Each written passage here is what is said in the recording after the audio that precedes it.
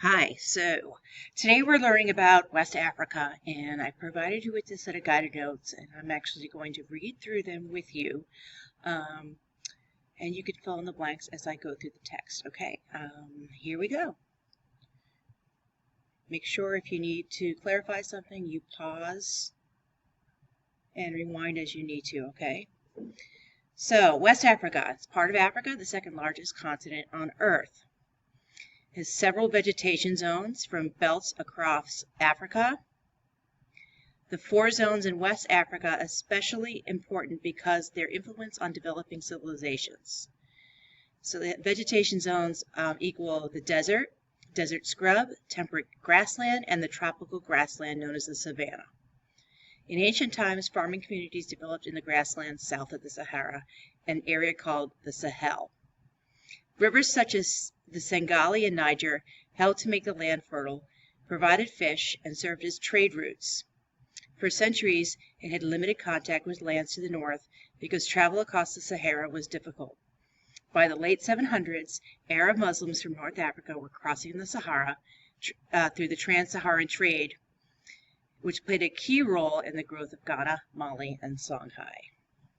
Okay, let's make sure you got all your blanks filled in before you move forward. So what was the most significant factor in the development of societies in West Africa, early societies in West Africa? So people have lived in West Africa for thousands of years, but historians don't have any written records. Muslim scholars first began writing about the Kingdom of Ghana in the 800s. By then, Ghana was 300 years old. Historians must look for clues with geography and artifacts. Geography and trade. Geography offers clues as to why people settle where they do, how they live, and patterns of trade. In the north, West Africa begins at the Sahara. In the west and the south, it's bordered by the Atlantic Ocean. South of the Sahara is called the Sahel, a semi-desert, where there's enough water for short grasses and small bushes and trees. The southern part of the Sahel merges into the savanna, an area of tall grasses and scattered trees. This has a long rainy season, so grains such as millet, sorghum, and rice can grow there. The grasses provide food for cattle. I'm just going to fix that typo, sorry. Grasses provide food for cattle, camels, goats, and sheep. Rivers such as the Niger help fertilize the land and provide fish. The Niger River extends into the forest zone, much wetter than savanna, in the southern part of West Africa. The northern part of the savanna is woodland. Oil palms, yams, and koala trees grow there. The southern part is lush rainforest. Rain falls all year round and has tall trees. For example, mahogany and teak rise above the swamps there. Trade. Geography influenced trade patterns because different resources are found in different vegetation zones. People from different zones traded for what they needed. Niger became a trading highway. They traveled the Niger River by canoe. Early communities and villages. By about 4000 BCE, some people had settled to farm south of the Sahara. The earliest communities were made up of extended families, including close relatives. About 15 to 20 members produced most of the things they needed together. They traded with other communities for additional goods. Eventually, they joined together to form villages of approximately 100 to 200 people. And they collaborated for things like controlling flooding or mining iron or gold. Towns and villages. They gradually developed into towns and cities. Although some had thousands of residents, ancient cities remained small. Villages grew into cities because of ironworking and trade.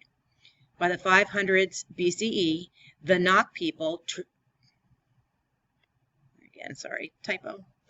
the Nok people in central Nigeria made iron tools. This valuable craft of ironworking spread rapidly throughout West Africa. Farmers could now clear land and cultivate crops more efficiently. This greater abundance of food supported large villages. More people could pursue other trades like weaving, metalworking, and pottery. This led to surplus, which led to trade. As goods traveled across Africa, villages along rivers became important trading sites. Villages that could control trade routes became market centers. Inhabitants became wealthy by charging fees. Some villages expanded into sizable towns and cities because of trade, others because of natural resources. Geno, where the Niger River intersects the Bani River, ideal for farming, fishing, and trade. Traded surplus for salt, iron ore, copper, and gold. Most respected people in the villages were blacksmiths. The rise of kingdoms and empires. The first kingdoms developed because rulers began collecting taxes from goods that were purchased and sold. They could afford to raise large armies to conquer other trading areas. The ruler could take over trade and become even wealthier. They also collected tribute from people they conquered. West African kings were the political and religious leaders of the kingdoms. People thought that gods gave them special powers. As they conquered more territory, the kingdom became an empire.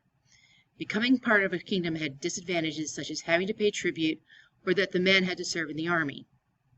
The advantages were the king provided protection, armies assured trade routes remained safe, and kept out foreign invaders, and wars between the cities ended.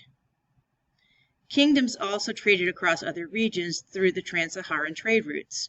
Control of trade was crucial to the power of Ghana, Mali, and Songhai. Okay, so let's pause right here, make sure you have all your blanks filled in. If anything you're missing, either come up to the help desk to see me or just rewind the video to find what you're missing. Okay, and now you're going to move forward to your empire assignment by clicking forward to see what group you're going to be in. Okay, good job. And the rest of the notes you're going to fill out after you and your group have created your poster and all the other groups have posted theirs. All right,